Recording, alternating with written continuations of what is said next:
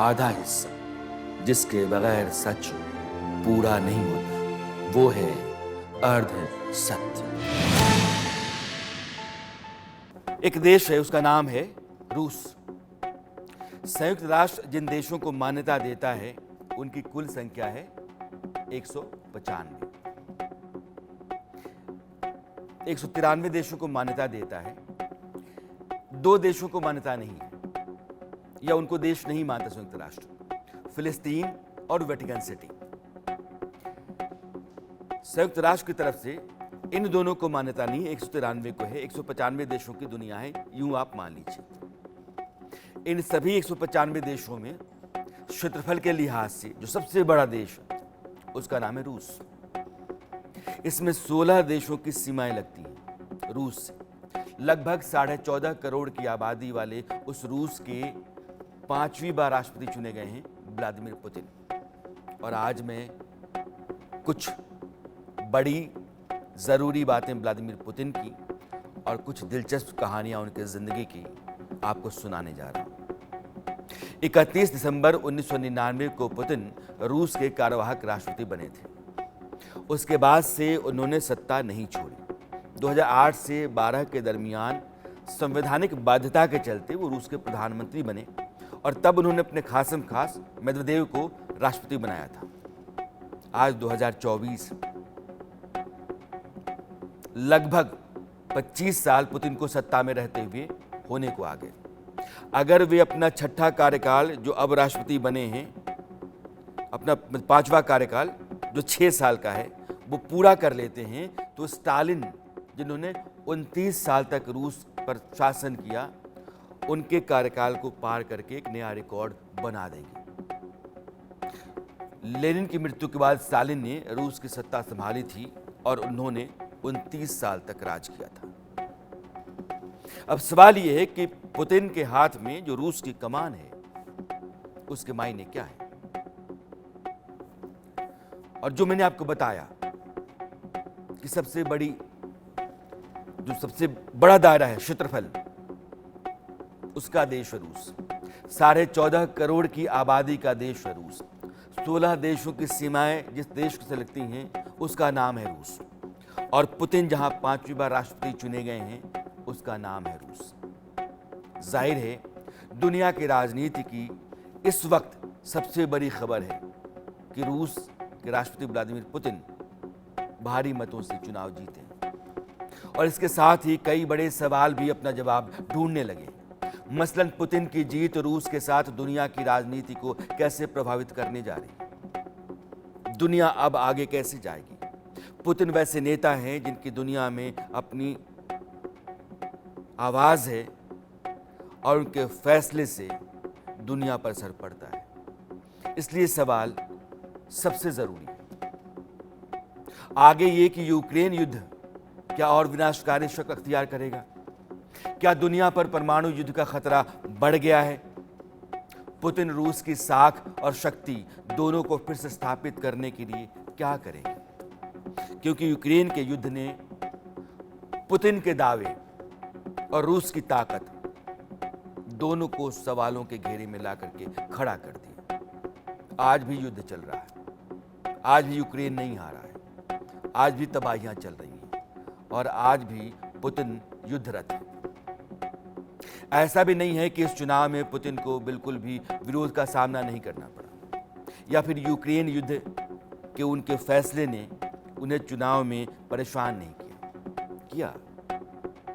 71 साल के पुतिन के सामने 3 प्रतिद्वंदी थे जिन्होंने चुनाव लड़ा, जो क्रेमलिन के करीबी बताए जाते हैं। तीनों ने पुतिन के 24 साल के कार्यकाल को मुद्दा बनाया, लेकिन 2 साल पहले यूक्रेन के खिलाफ शुरू हुए सैन्य अभियान या युद्ध का ज्यादा विरोध नहीं किया। अब ये कौन से लोग थे।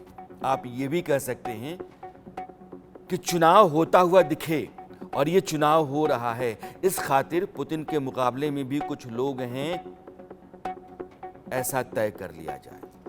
बहुत संभव है कि पुतिन ने ही ऐसा इंतजाम बंदोबस्त किया होगा। अगर आप सोच रहे हैं कि रूस के चुनाव में यूक्रेन युद्ध का मुद्दा क्यों नहीं गरमाया, ऐसा इसलिए हुआ क्योंकि रूस में यूक्रेन युद्ध के लिए पुतिन की सार्वजनिक आलोचना की अनुमति नहीं है।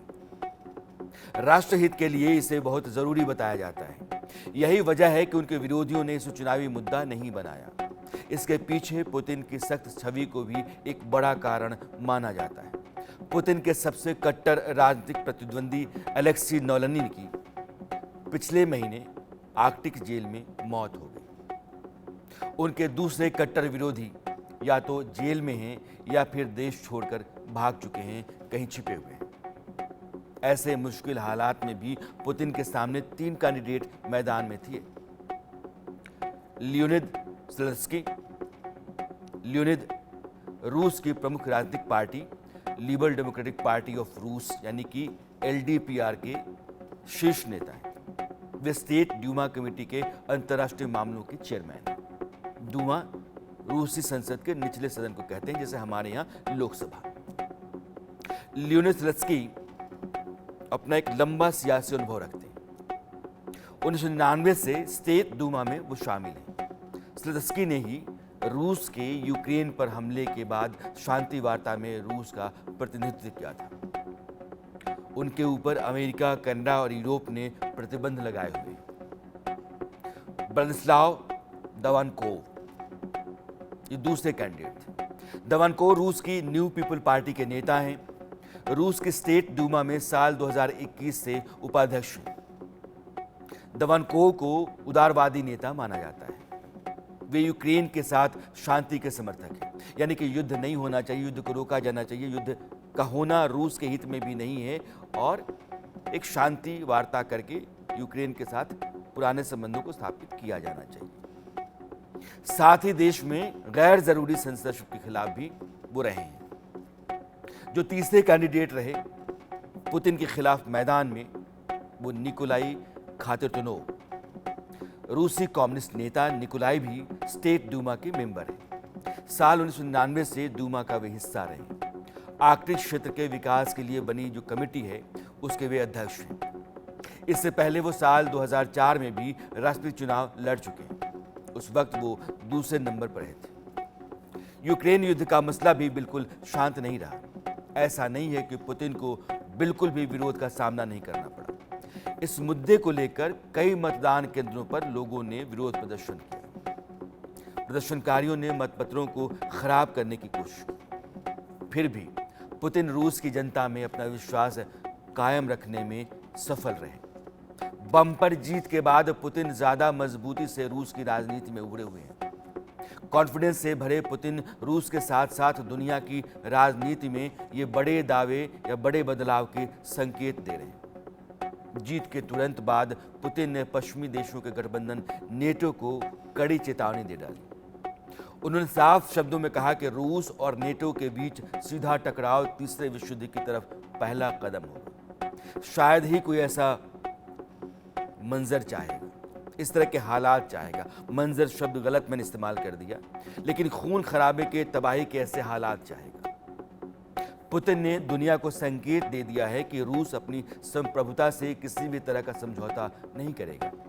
यानी कि यूक्रेन के जिन इलाकों पर हमने कब्जा कर रखा है, जिन इलाकों पर रूस दावा कर रहा है, उन इलाकों पर रूस का ही दावा रहेगा, वे रूस का ही हिस्सा हैं, यही मान करके पुतिन की सरकार चलेगी।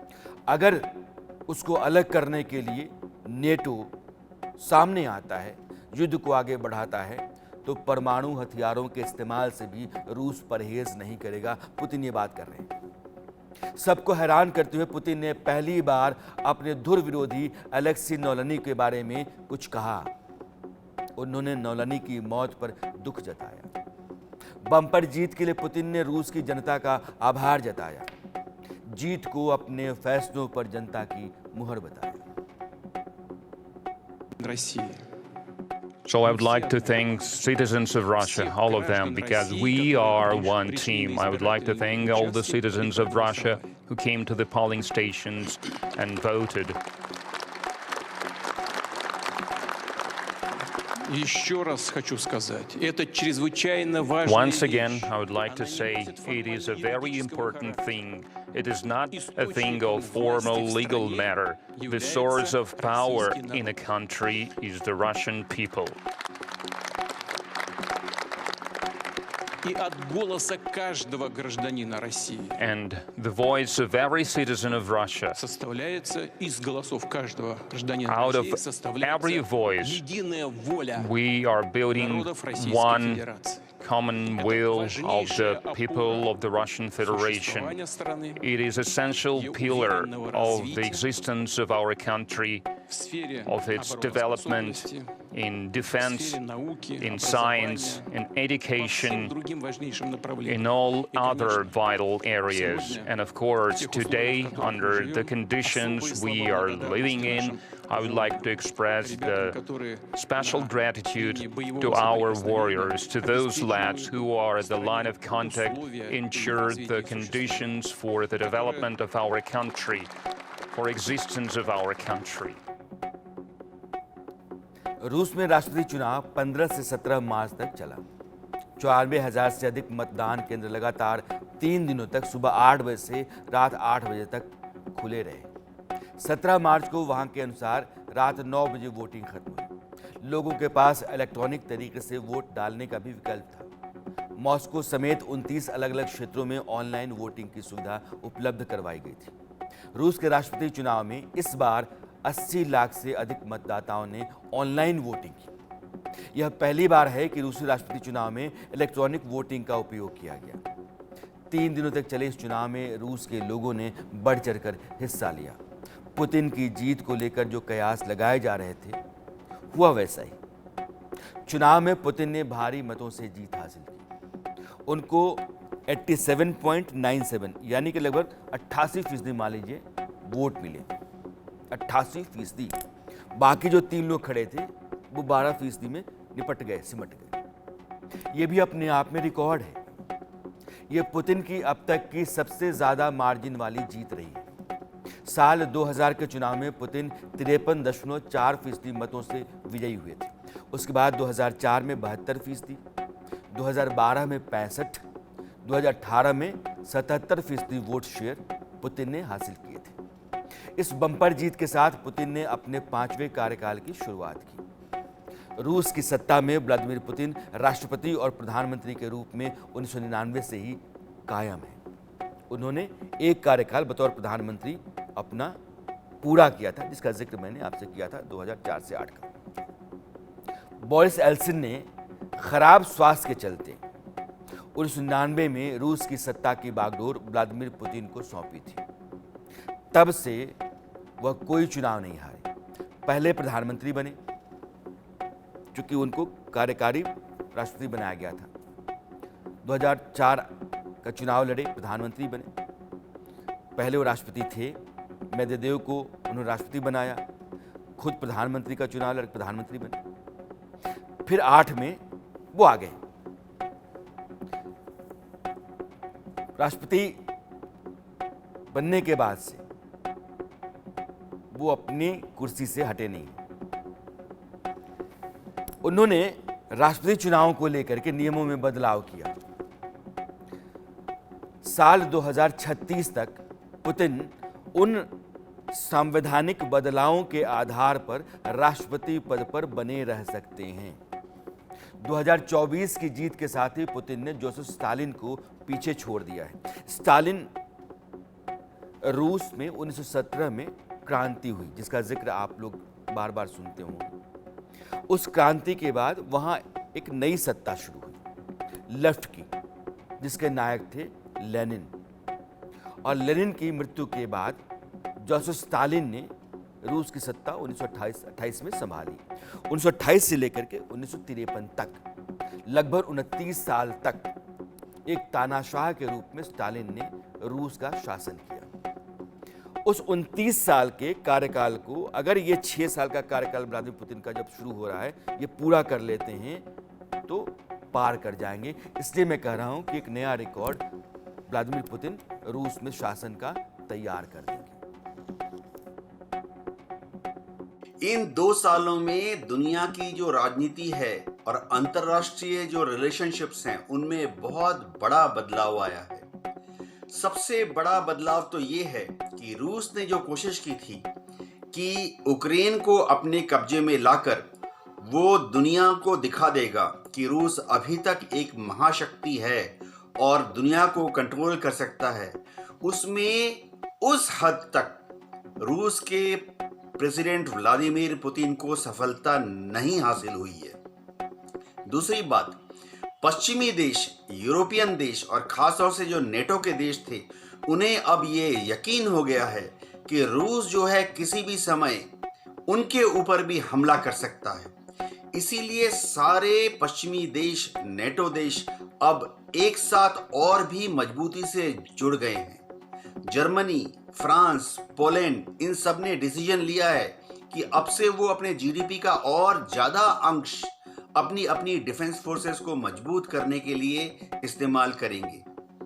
और तो और कुछ न्यूट्रल देश जैसे कि फिनलैंड, स्वीडन, ये भी इतना डर गए कि इन्होंने अपनी तटस्थ भूमिका को छोड़ दी है और अब वो नेटो में शामिल हो गए हैं।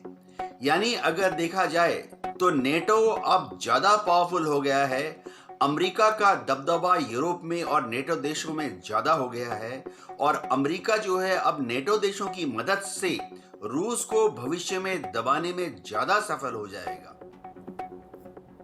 रूस में पुतिन की भारी मतों से जीत की खबर से दुनिया की राजनीति में हलचल है। पश्चिमी देशों के लिए किसी बड़े खतरे से कम नहीं है। यही वजह है कि पश्चिमी देशों की तरफ से काफ़ी नेगेटिव रिएक्शंस आए हैं। पश्चिमी देशों ने रूस के चुनाव के बारे में कहा है कि ये चुनाव ना तो स्वतंत्र थे और ना ही निष्पक्ष। जर्मनी ने इन चुनावों को सेंसरशिप, दमन और हिंसा के बीच का छद्म चुनाव कहा है।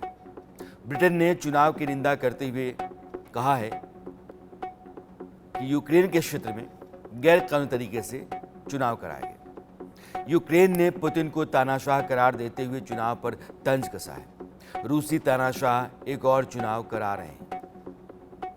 नवेल्नी के साथियों ने चुनाव को फॉल्स बताते हुए कहा कि पुतिन को जितने फीसदी वोट मिले उसका वास्तविकता से कोई लेना देना नहीं। पुतिन के विरोधी जो भी कहें, लेकिन पुतिन का चुनावी ट्रैक रिकॉर्ड, उनके इंटरनेशनल रिव्यूज बताते हैं कि पुतिन को इग्नोर करना आसान नहीं है। दुनिया की राजनीति में पुतिन की मौजूदगी एक दमदार राजनेता के रूप में रही। फोर्ब्स मैगजीन के मुताबिक साल 2013 से 16 तक लगातार 4 बार पुतिन को दुनिया का सबसे पावरफुल पर्सन घोषित किया गया। व्लादिमीर पुतिन रूस के सबसे अमीर व्यक्ति माने जाते हैं। पुतिन की बेटियों की गिनती रूस की सबसे अमीर लड़कियों में होती है। इसके अलावा पुतिन ने रूसी अरबपतियों के ग्रुप ओलिगार्की, उसके ऊपर भी मजबूत पकड़ बना रखी है। रूस के राष्ट्रपति व्लादिमीर पुतिन की छवि बेशक एक सख्त राजनेता की रही है, लेकिन इसके साथ ही उनका स्ट्रगल, उनका करियर बहुत इंस्पायरिंग रहा है। एक जासूस से लेकर राष्ट्रपति तक का सफर उन्होंने तय किया है और उसमें कई मोड़ हैं। रूस में पुतिन की छवि एक राष्ट्रवादी नेता की है जो अपने देश के लिए कुछ भी कर सकता है। पुतिन की जीत के पीछे से बड़ा कारण माना जा रहा है। रूस में सख्त नेता की छवि होने के बावजूद पुतिन काफी लोकप्रिय माने जाते हैं। यही वजह है कि यूक्रेन जंग में भी रूसी जनता साथ उनके खड़ी रही। अमेरिका को लेकर पुतिन का सख्त अंदाज भी रूसी लोगों को पसंद आता है। यही वजह है कि इस बार भी पुतिन रूसी नागरिकों की पहली पसंद बने रहे। रूस की जनता ने उन्हें 5वीं बार राष्ट्रपति बनने का मौका दिया।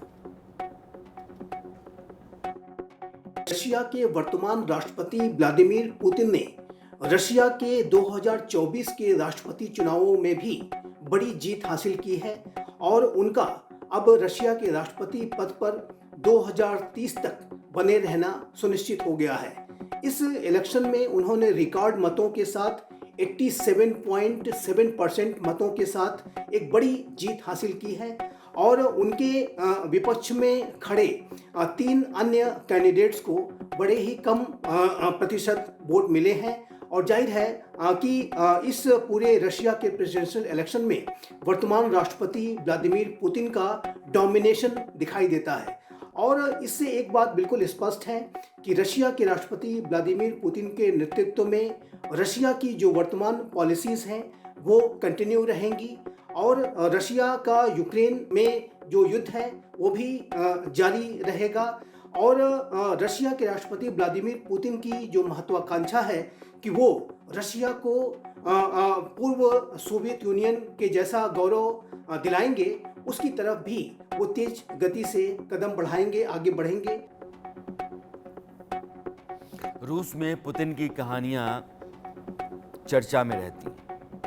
बताया जाता है कि पुतिन अपने स्कूल टाइम से ही लेनिनग्राद के लोकल इंटेलिजेंस एजेंसी, जिसको केजीबी कहते हैं, रूस की जो खुफिया एजेंसी है, दुनिया की ताकतवर, बल्कि कभी एक दौर था कि वो सबसे ताकतवर मानी जाती थी।